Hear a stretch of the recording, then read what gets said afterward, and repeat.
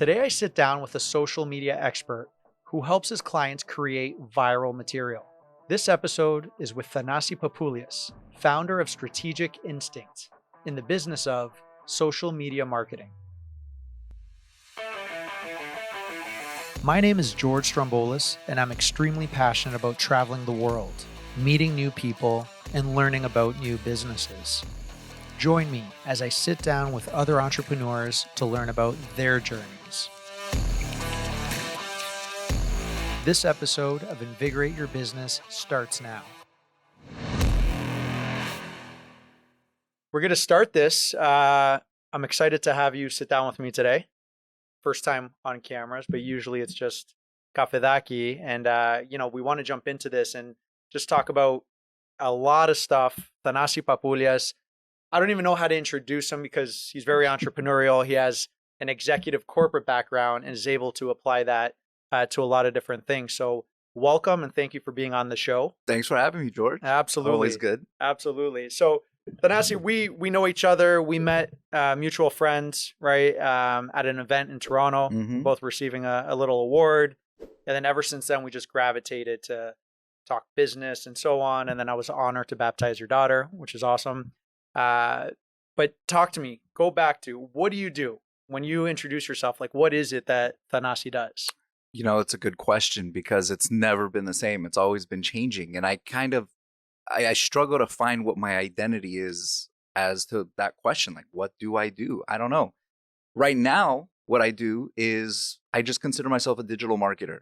You know, I've had a background with the blog site, Instagram page, Excuse Me, Are You Greek? So I've had a lot of experience, trying to build that kind of the side of a business up. Right. And I've taken that on full board now. So I do it for others, specializing in restaurants. So yeah, I would say I'm a digital marketer. I guess would be the best description at this point in time, but who knows, Absolutely. In a few years it could change. So the first time I met you, we were talking about your success story. And actually the first time we met after Toronto was we went to Korean barbecue and you were telling me and you were telling me what you did when the internet wasn't really mainstream enough. Yeah. Can you talk about that startup? Because that was initial success to build a business up, get a following, and then sell it to a large buyer. Yeah, absolutely. So back in college, and I'll date myself now. So UC Irvine, 96 to 2000. A good friend of mine, George Christidis, and I started a website design and development company. Building websites for people that didn't know how to build websites. This was the wild west of the internet, let's say. What year are we talking roughly? This was 96, 97. So right away, like right when we got into college, we wanted to, make some money, obviously, on the side while we're studying. Absolutely. So we made Omega Team Web Development. Now, we didn't have a lot of clients, but what I did notice is I had just purchased a Volkswagen Passat. And I was envious at all the websites dedicated to like Ford Mustangs and, the hot cars that people always want to talk about. There were a ton of websites, right? And at the time, even for Volkswagens, there were larger sites that dealt with, a vast majority of other Volkswagens, not the Passat. So I took it upon myself just to create a Passat website. And I told myself, okay, so what's the most important thing? Do I want to read what other people want to tell me, or do I want to read from a community? So that's where the idea of a discussion forum, application came in. Let me ask you, right there, even when you had this idea, the term monetization wasn't a thing back then. No. Did you think going in, I'm going to do this to make money, or was it a passion? Like, how did you approach that? Every project I've ever done has never been with monetization first. Right. It's always in the back of my mind thinking, that would be cool one day to monetize it. But I feel like if you're going to structure something around monetizing it, it's not going to come out the way it needs to be. Absolutely. So it's always a passion project. It's something I love. It's something I enjoy doing. So before you knew it, million hits a day, people all over the world, I would be in Greece, actually. I was in Tripoli and in Athens, and people were recognizing me because of that website. So, and this is just a Passat. We're not even talking all Volkswagens. Right. It was the Volkswagen Passat. So late 90s, you start this website. You're getting hits. You created a forum. Yeah. Millions of people logging in every month to read this, to do that. back when it wasn't very mainstream, right? Right. It wasn't. What happened next? Because this is pretty awesome. Well, we built it up, and it's kind of like the Facebook model, right? I decided we need to give people profiles. People love showing off their stuff. Right. So we created the profile section and the discussion forum section. It takes off.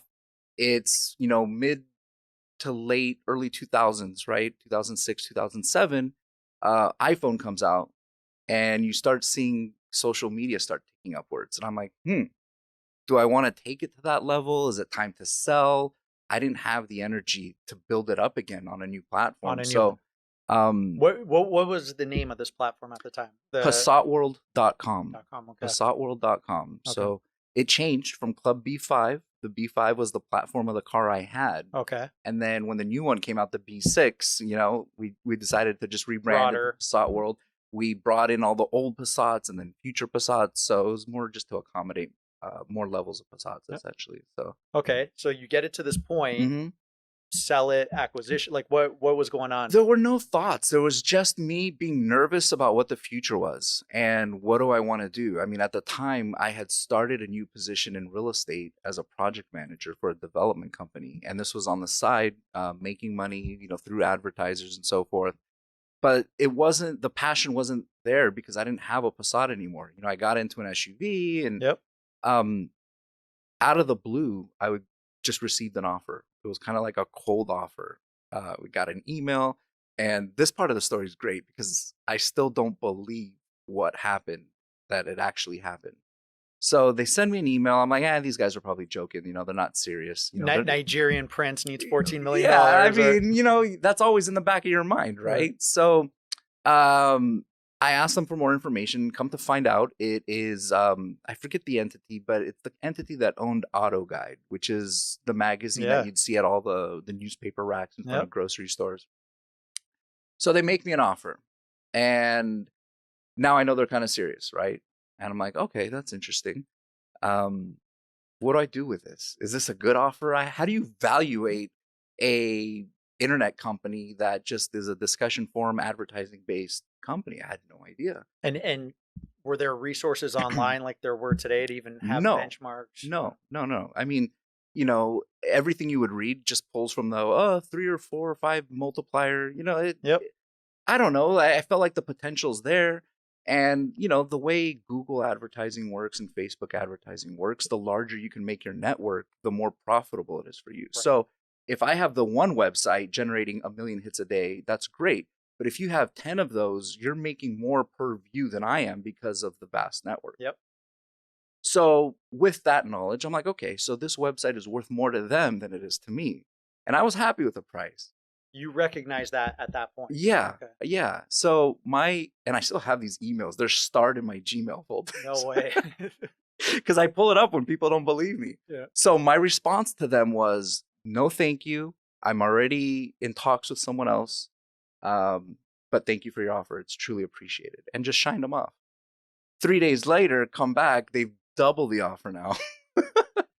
And I'm like, okay, yes. But obviously you don't want to panic, right? Cool. Kind of like our dating life, right? They're interested. Yeah. Right. I'm like, okay, well, you guys made it interesting now. Let's talk a little bit. Didn't tell them I was interested yet. Sure. Dragged it on for a few weeks. And before you knew it, now I sold the website. And 2x on whatever they were asking you before. Yeah. That's amazing. And then at that point, what do you do with that money? Because first of all, that's just a success to be passionate about something. Sure. And we're going to get into your social platform now, Excuse Me, Are You Greek?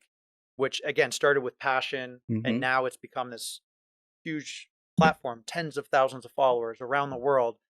But what did you do at that point? So you came into some money, you're dating, engaged, no kids. No kids. So what was your thought process, and who guided you, if anyone, on what to do with that money? My nuno did, because he's a successful businessman. So I remember I was working for him at the time, and I asked him what his thoughts were on it. But not what should I do with the money. It's just what do I need to do? Like what's the broader vision? And he reminded me about real estate, which was also my background, my family's background. Yep. And I didn't touch a penny of it. Not one penny. I took it all, went and bought at the perfect time. I mean, when we're talking now, the crash was in '08, and I bought in 2010 when I sold my website that same year. Amazing. So Amazing. And you took everything. Was everything. that a hard decision? Because you're setting yourself up for the future, but at that time, you're like, let me just pull out this and go to Mykonos for a few days. It was tempting, but I don't think I've ever been that person where I feel like I need to just indulge in anything. You know, I'm pretty content with just living a normal kind of mainstream life. Yeah. You know, Yep. so I didn't have that urge, but it was tempting because I'm like, wow, I can buy a new computer. Yep. I can do this, but I'm like, do I need it? I don't need it right now. So I looked at this investment. The opportunity came up. I'm like, you know what? Move it. Moved it all. Bought the property. The deal was even more amazing because we got the owner to carry. So it's like it wasn't even on the books. It wasn't like, you know, Amazing. no loan. I mean, there was a loan, but obviously Yeah. not through a bank. And let's put it this way. I refinanced recently at around the same rate, which were historically Now, low yeah. now, at the same rate I had it at. So I had a low rate even Yeah. during the times like when it was super high. Those are smart moves to do, you know, and leading into, so talking about it, talk about your industry, corporate, C-level executive in the cinema space, right? Yeah. Theater space here in Asia, you've done some stuff.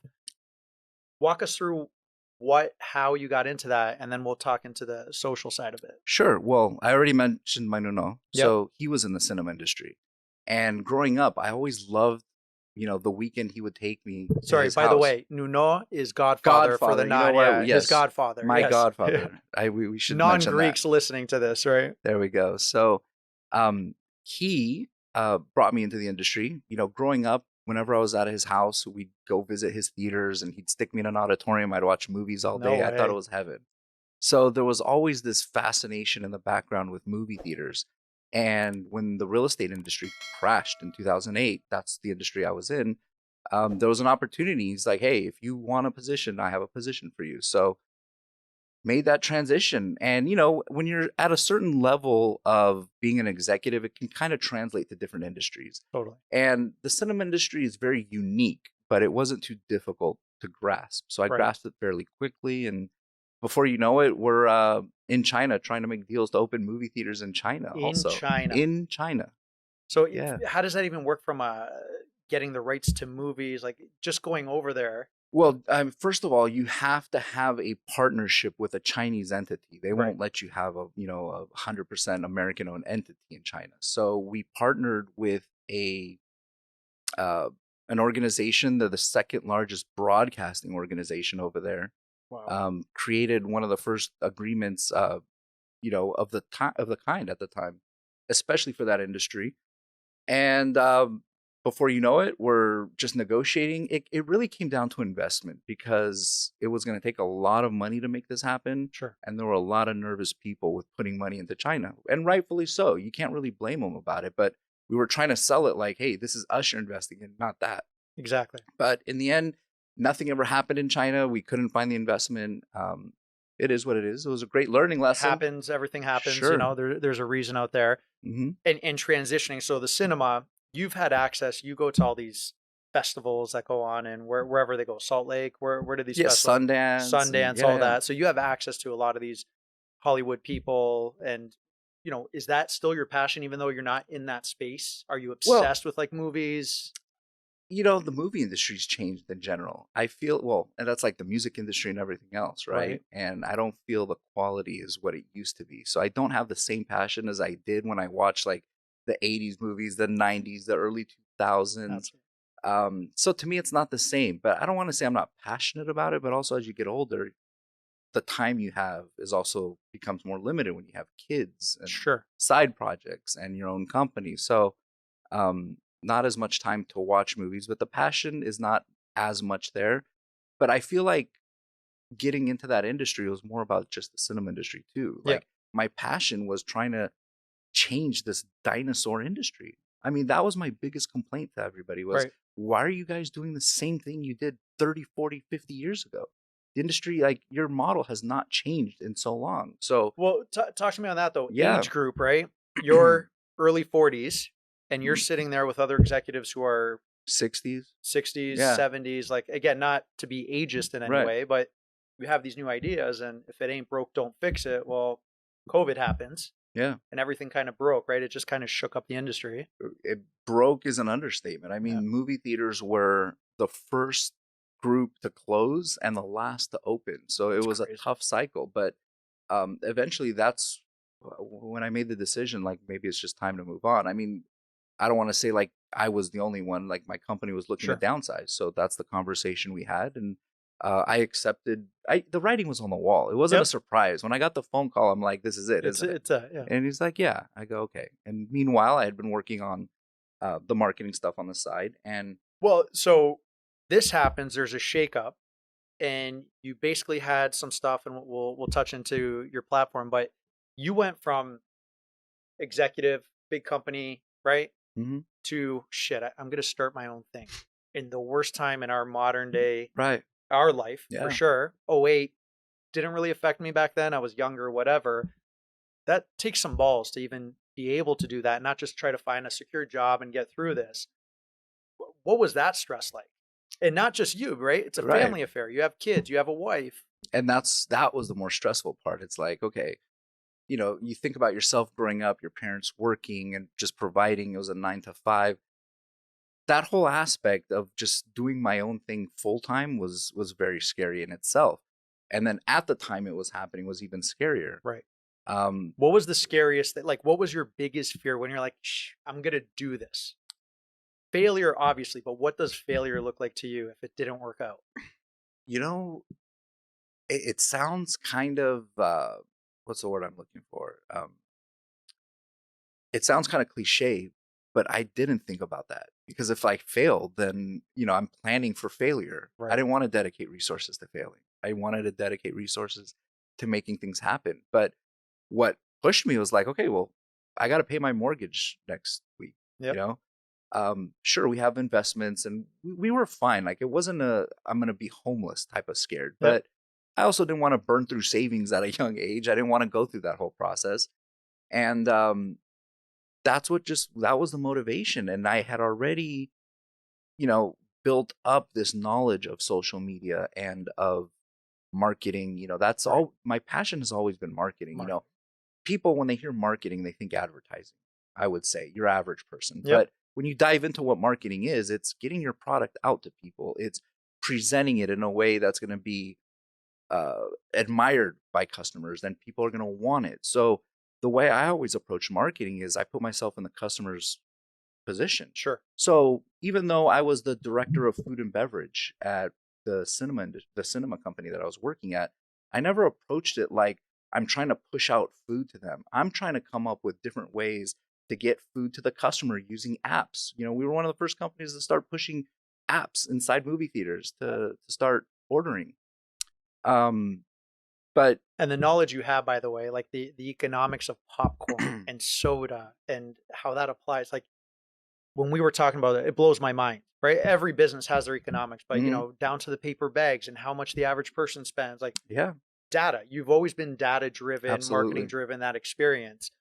While you're doing all this, you have a passion pet project is what it started as. Excuse me, are you Greek? Yes. And just walk us through that, because it went from passion, Greek culture is a big thing for both of us, right? Making fun of it, talking about it. First of all, how did even the name come up? Excuse me, are you Greek? And then now, you know, basically with all your platforms, over 100,000 followers and supporters on every part of this planet. Pretty amazing, right? From building it as fun to where you're at today.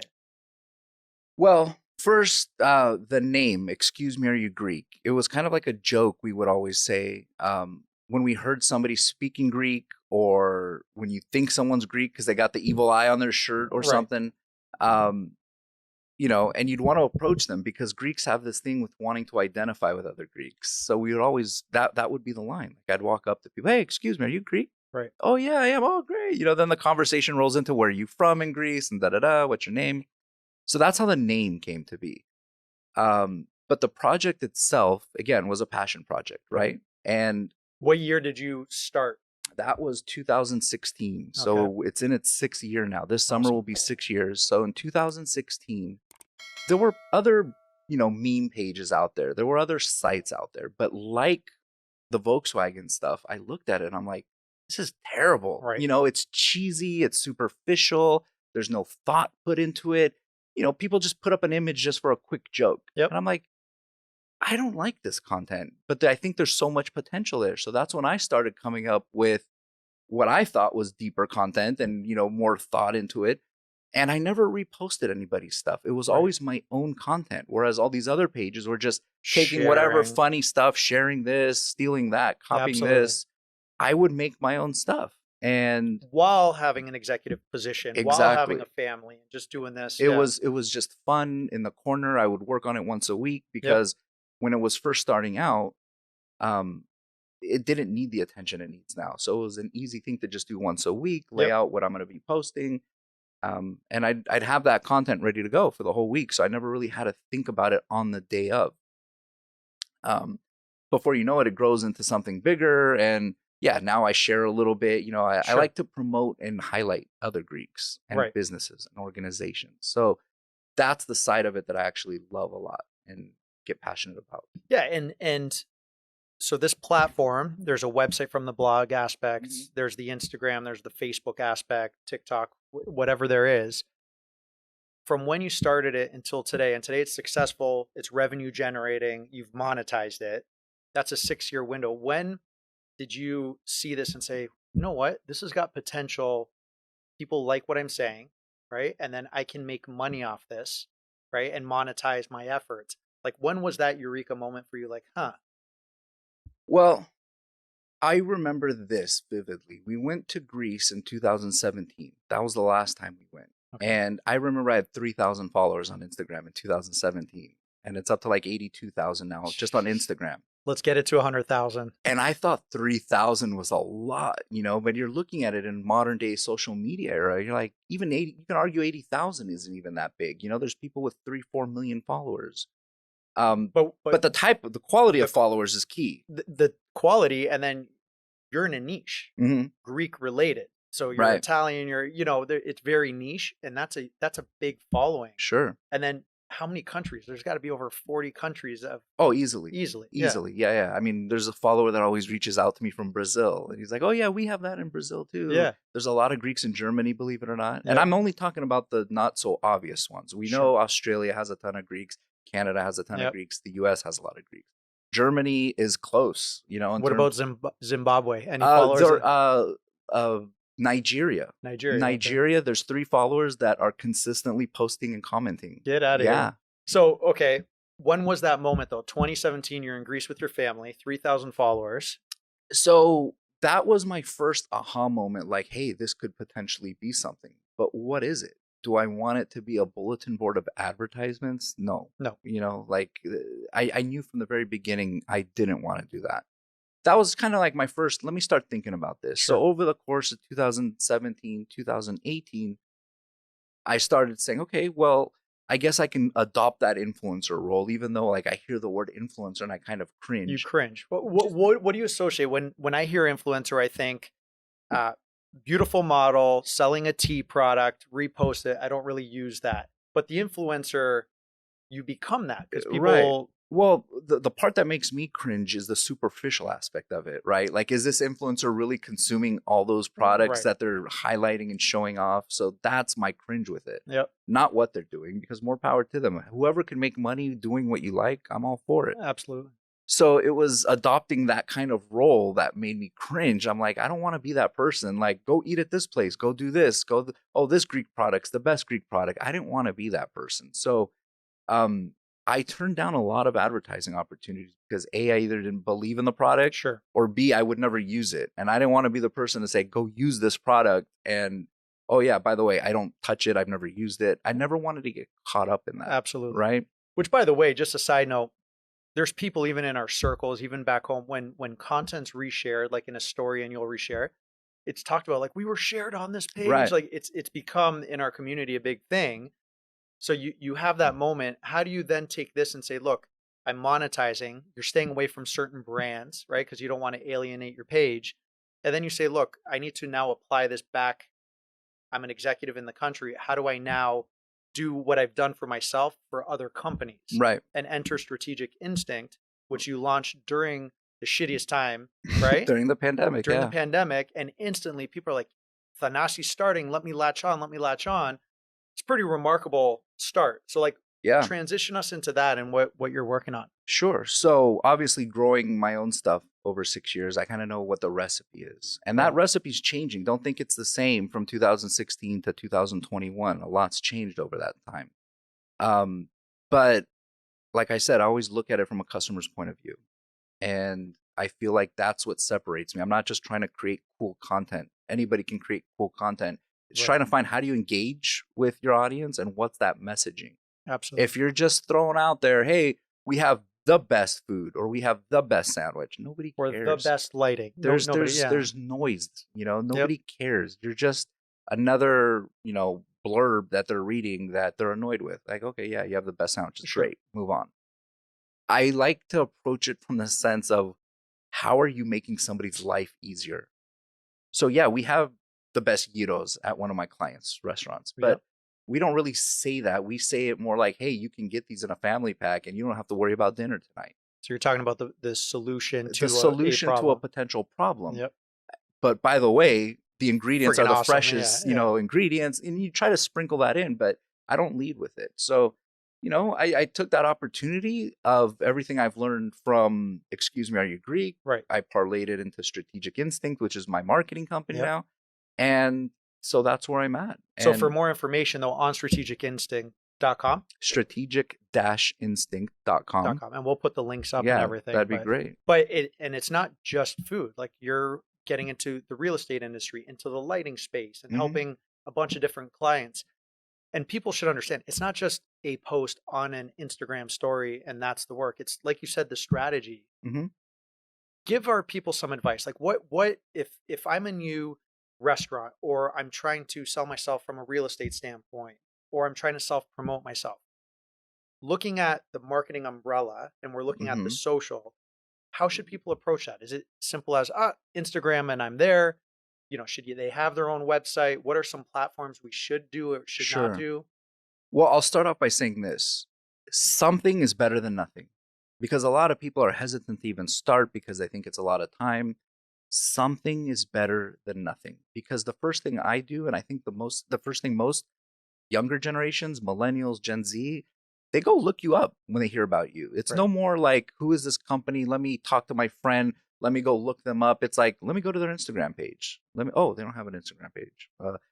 Do I want to dig through Facebook and try to find them? I think that platform is, shrinking significantly now. For an age group or in general? What do you? I think in general, because I was an avid Facebook consumer back in the day. I haven't been on it in a week other than posting stuff for my clients. I'll be honest, maybe every two, I don't consume anymore. Maybe it's like what posts are going on. It's just irrelevant to me, it's irrelevant to my life. Like there's more stress on Facebook than there's not. So it's like, well, I don't want to deal with it. I'll post there once every 4 months, just so my family in Greece or my mother or whatever. That's about it. Yeah. Exactly. But that leads me into each platform is unique. Each platform has a different consumer. Right. What you're posting on Instagram, sometimes you can post on TikTok and vice versa, but I wouldn't advise on posting the same exact thing over and over. But that's really what it is just start. Right. And then find out, if you're a national chain, you need to be everywhere. If you're a local guy, just start with Instagram. Right. Instagram's a great start, even though now it's not the easiest to grow on Instagram because they suppress your natural engagement, your organic growth, I should say. TikTok right now and LinkedIn are the top two providers of organic growth to people. So if you want to get your word out and grow rapidly with the least amount of work, I'm not saying no work or little work, just the least amount of work, it would be TikTok and LinkedIn right now. They're looking for it. And then Snapchat's just gone away. Like, what do you? Snapchat, I think, is not. I don't want to say it's not relevant. Every platform has its relevance in a certain category and a certain demographic. For restaurants, I don't see Snapchat as important. Yep. If you have the resources, I would do as much as possible. But again, it's time, it's resources. If you do it yourself, it's your time. You're taken away from growing your business. Do you want to do Snapchat, or is Instagram, Facebook good enough? Right. But if you hire someone else, again, the more platforms you're on, the more expensive it's going to be too. So you have to look manage that, right? Right. So I feel like, right now Snapchat doesn't have anybody unique there. Like if you cover TikTok and Instagram, you're covering the same people that are on Snapchat. Is the Gotcha. way I view it. And if not all of them, 90% of them. So how much more work do you have to do to try to capture that extra 10%, and is it worth it? Is it worth it? Right. So of all the stuff you've done, and you have clients one-off location, Mhm. and then there's local chains, and then you have national and clients international actually in different countries, Mhm. right?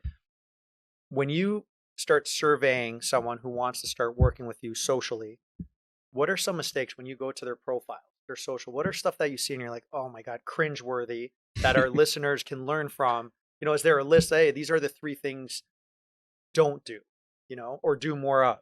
Yeah. I think the quality of content is key, is important, And right? what does quality Y- mean to you Yeah, no, versus and that's what I'm getting into. So you'll see photos of food for a restaurant client that just doesn't look appetizing.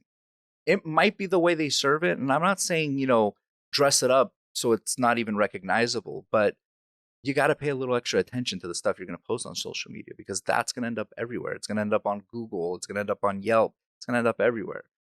So the quality of content, just put a little more effort than just having your cook make a plate and give it to you and go take a picture of it. right.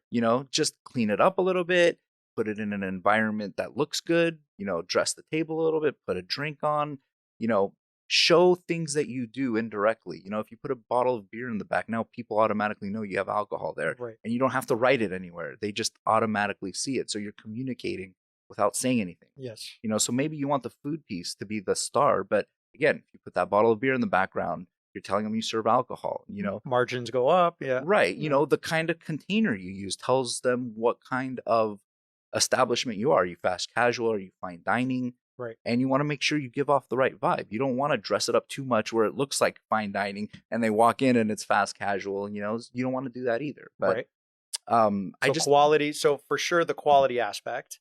Yeah. And then, so when you go to the page, poor quality, obvious red flag. That's a huge red flag. The amount of followers, right? And then, are people even buying fake ones? People do that 101, and it's like, don't do that. You're messing up the algorithm. What else do you see? So that let's dive into that next. Definitely the followers, but I also want to touch up at one point about consistency. Okay. But the followers first. And then your fame on the Food Network that you had with one of your clients, yes. and creating. I want to make sure we touch upon sure. that. So first, the followers. Yeah, you look at somebody, they have 500 followers versus 50,000. 50,000 looks greater. But what's your goal? Do you want to communicate with people? Do you want to brand yourself? 50,000 looks great.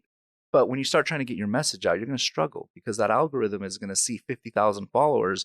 And if only 5 people are liking each photo, the algorithm thinks your content is horrible and it's not going to push it out to anybody. Right. Or it's screaming those were purchased followers, right? Of exactly. The engagement. Right. Exactly. So that's why we recommend work with local influencers. They're going to push real people to your page. And right. that's where the good content comes in, because nobody's going to follow you if you have crap content. Right. That's a great point. I would say, post once a week something nice than trying to post every day something crappy. Like, to that's me, great advice. Yeah. There's more value in having better content. And if you have the time to post something every day for a week, then you have the time to just post one photo, make it up a little nicer, and just do it once a week. Absolutely. So let me ask you on that point. Mm-hmm.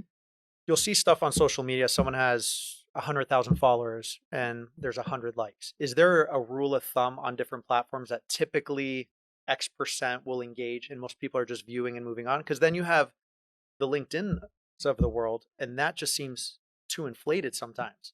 Like, where a photo's posted, literally 17,000 views. Like, what? But that's going back to what I was saying about LinkedIn being the Wild West of organic growth right now. LinkedIn pushes out good content a lot. So it comes back to that whole follower thing, right? If you have 100 followers and 50 of your followers are liking and commenting because your content is so good, the algorithms are going to pick up on that and feed it to other people. Gotcha. That's what I love about TikTok and LinkedIn right now, is they have the For You page and the suggested posts. Whereas on Instagram, it's who you're following and that's it. You're not going to get new content unless you go look for it. Right. Or you see it from an influencer or something. But so it's not inflated. It's accurate, and it's That's why I'm pushing LinkedIn and TikTok for a lot of, especially B2B people. If you're in the B2B business, LinkedIn and TikTok right now, I mean, you hear TikTok and you're like, wait, teenagers dancing, Yeah. but it's so much more It's than so that. much more. Yeah. So then when we're asking about red flags or how to improve their page. So first one's quality. Quality. Next one is the followers we talked about. Yeah. Is there anything else that people in general, before they even try to hire someone, should Sure. do or not do in building their profile? My biggest thing and the most important thing, I think, is consistency. Find whatever you're comfortable with and try to stick to it. Okay. Don't post 5 photos in one day and then disappear for a month or even a week. Spread it out. Try to stay consistent, because believe it or not, followers get into a habit of how often they see your content. And if you post everything too quickly, some people might not see something because it's not being fed to them, Right. or it's being cannibalized by one of your other posts. Totally. So to me, it's consistency. There's nothing worse than finding an Instagram account of a restaurant you love and you're like, oh, they haven't posted in 6 months. What's going on? Right. Are they okay? Yeah. Are they struggling? Absolutely. Is the food going to even be fresh anymore? And those are all assumptions and probably maybe even irrelevant, right? Like maybe it's doing fine, but because they put it out there and now they're not posting, it gives them a bad vibe. Absolutely. At that point, I'd almost say just take it down. Don't even have it up. Absolutely. You're not offering anything. You have a website with your name and phone number on it. You don't need that on Instagram on a dormant page for 6 months. Let your Yelp page come up or whatever. Exactly. So, and that's great feedback. People always say, how can I get a video to go viral? You can't. There's no magic formula. It happens, right? Unless I'm wrong, you can't just create it. But with the clients that you have, you were challenged by one of your clients to come up with a dish that could essentially go viral, get attention and everything. We don't have to name names for confidentiality, whatever you want to say. Sure. But what you created and drove with your client and the chef and so on, and the attention you got was remarkable. Like that, big brands would pay big dollars to get that. Can you walk us through? First, can you name names? You don't have to name names. Let's keep it neutral for now. Let's keep it neutral. We'll keep it neutral. I'm happy to discuss it in a personal setting with someone. Can you name the name of the guy who came? Or no? Yes. Okay. Yeah. No. So it was Chef Robert Irvine of the Food Network. Big Guns McGee. Yes. Yes. And I've coincidentally bumped into him a few times at different restaurant shows and so forth. And, here's a little callback to the whole marketing thing, right? When I first met him, it was at the National Restaurant Show in Chicago. And I'm not trying to say I know him by any means, but everybody was walking up to him, handing him a book, signing it, and walking away, take a picture with him. Sure. And I'm like, I need to do something different. Like, that's just my brain, right? So I walk up to him. I go, look, please sign this. My wife's a huge fan, so I want to get this book for her, but I want a photo with you. And he's like, yeah, no problem. I go, but I want you to put me into a headlock. Oh, yes. And he started laughing. He's like, are you serious? I go, yes. So we took a photo of him putting me in a headlock, and I've loved that photo ever since, right? And he remembers you. So full circle now, he's coming to one of my clients' restaurants completely unsolicited. And I told him, hey, by the way, you remember NRA show maybe 4 or 5 years ago, NRA show, National Restaurant Association? Sure. He goes, what about it? I go, do you remember a guy that came up to you and asked you for a headlock? And he started laughing. Get out of here. He's like, I do remember you. I totally remember you. And he's like, I've taken 1 million pictures, and that's the first of any kind of anything like that that's ever happened to me. And something so simple resonated with him. Yes. Absolutely. So it came full circle, and he remembered that. So those are the kind of instances I try to create for my clients. Right. But doing it through food for restaurants, for example. So going back on subject, my client they're in a great area. They do great things. It's a great environment. Just looking to pick up business, looking to pick up social media, looking to pick up whatever exposure they can. So I said, look, you need something over the top on your menu that if you sell one of, it doesn't matter. But as long as you can put it out there for the attention. And it has to be easy enough for you to be able to make in case anybody asks for it. So, we created this over the top item. We put it out on social media, people sharing it. You can tell right away it was a hit on social media. And I got, the one time I met you there, I got a sneak peek of this. I'm like, what is this breakfast? It was incredible. Yeah, just over the top pancakes that nobody would ever eat. It's an Instagram moment. It's a shareable moment. Absolutely. People would share it, probably still not even eat it all. But anyways, it made its way into the social media world. And before you know it, Food Network producers were picking up on it. Some popular blogs like Food Beast were picking up on it. It's And huge. next thing you know, they're all there filming. We're closed for half a day because we're filming a TV show. They were featured on a couple of Food Network shows. So that's incredible. Like, if that's not the full circle of, you can't guarantee that with every client, No. right? But the strategy and at least putting yourself in that position to maybe be picked up. Well, I mean, you said you can't guarantee it. I can almost guarantee it if the client is willing to work with that. You know, Right. it's not easy to just put a crazy over the top item on your menu. You know, maybe you're a fine dining restaurant. You don't want those hot Cheeto fries on your menu, right? But Exactly. there's something you can do. There's ways to do it. It's a commitment because now you got to train staff on how to make it, on to sell it. It's got to go into the POS. So it's more than just making an item, right? But if you're willing to commit to that, I can definitely push you a lot closer to making that happen. Yeah, for that's sure. a big, and I know we're talking about food because that was the example, but not Sure. just food. No, not just different food. industries. It's the same logic, the same strategy, the same intellect can be Mhm. applied to everything. right? Absolutely. And different on every platform. What goes viral on Instagram isn't necessarily going to go viral on TikTok Right. and vice versa. And what do you define as viral? You know, that's a good question. I define it as getting exposure of 2 or 3 times of what your following is. You know what Yeah, I mean? yeah, Like yeah. to me, that's what it is. Because if you have 20,000 followers, naturally only 10 to 20, maybe 30% at most will see that post on any given day. So Which is now, crazy. Yeah. which is crazy in Yeah. itself, but that's why I like TikTok and LinkedIn, because that's closer to the actually reaching the total number of followers you have. Naturally, Yep. organically, I should say, without paid ads and so forth. But if you're able to post something that surpasses your follower total, now you're reaching people that don't already follow you or that might not know who you are. So Right. that's why I feel, to me, that's my definition. Yeah, I don't know. I'm sure you can look it up and find something else, but Absolutely. you know, a small restaurant, a one-off restaurant in Long Beach is going to be happy if they're able to reach 100,000 people from a single post. You Yeah, know, that's 100, a spike. Yeah, yeah. right? That's a huge spike for them, and Yeah, it absolutely. drives business. I mean, that's what it comes down to. Absolutely. Whereas a national consumer product is probably looking for more in the millions, Right. or you know. Yeah, no, and that's great. I'm glad you're able. Everyone has a different definition, but Sure. that's great to hear. First of all, this has been awesome and Definitely. natural, and you're killing it, right? You're doing great. Closing it out, obviously, I want to talk about any businesses or plugs that you have, but first, just talk to me about family, right? In general, with everything going on, how have you found balancing young kids, 10 and under, life, work, new business? You know, any life hacks for anyone out there? Any things that you're focusing on to make better or trying to? You know, that's it. Well, first, it's great to have a good wife at home that's supportive and helpful. That's number one. Number one, yeah. That's number one.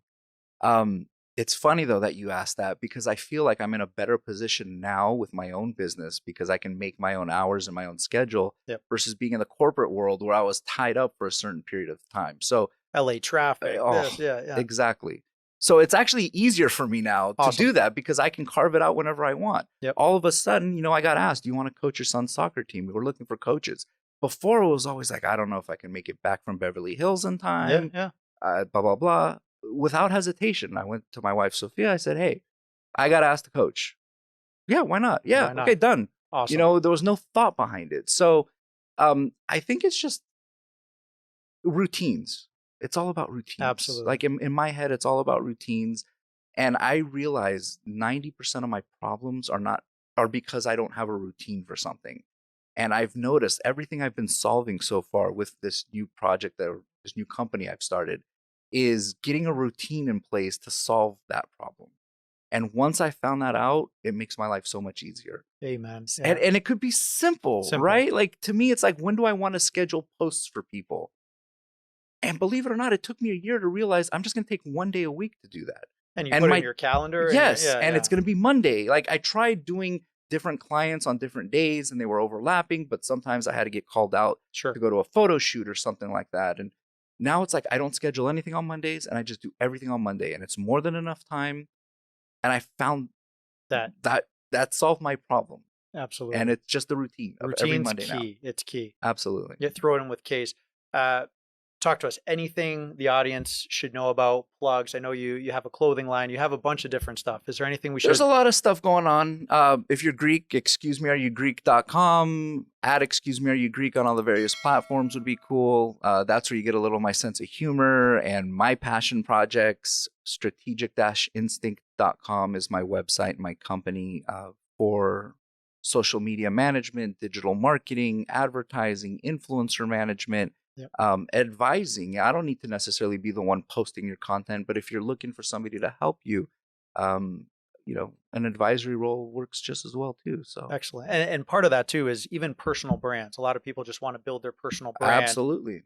Talk, get in contact with you and just have a conversation. And those are easier for me because somebody that wants to do that recognizes they have something to offer. There's nothing harder than trying to convince somebody that you have something to offer, but they can't see it. Exactly. So those projects are the funnest because they're able to let loose a little bit. I advise them on what they need to do, and then they just go out and do it. And, I write a schedule for them. On every Tuesday, you're going to post a tip. Every Wednesday, you're going to post this. Every Thursday, you're going to post that. And I think once they have that structure and after they practice it for a little bit, it becomes really easy. And they have that coaching and that guidance. Exactly. Keep killing it, brother. Thank you, George. Awesome. Always a pleasure, man. Thank you, man. Thank you. Thanks for listening to this episode of Invigorate Your Business with George Stroumboulis. Please hit the subscribe and like buttons and follow me on all the main podcast streaming channels. Also, please share your comments when you can. I appreciate your help in expanding this network to a worldwide audience. Until next time, stay invigorated.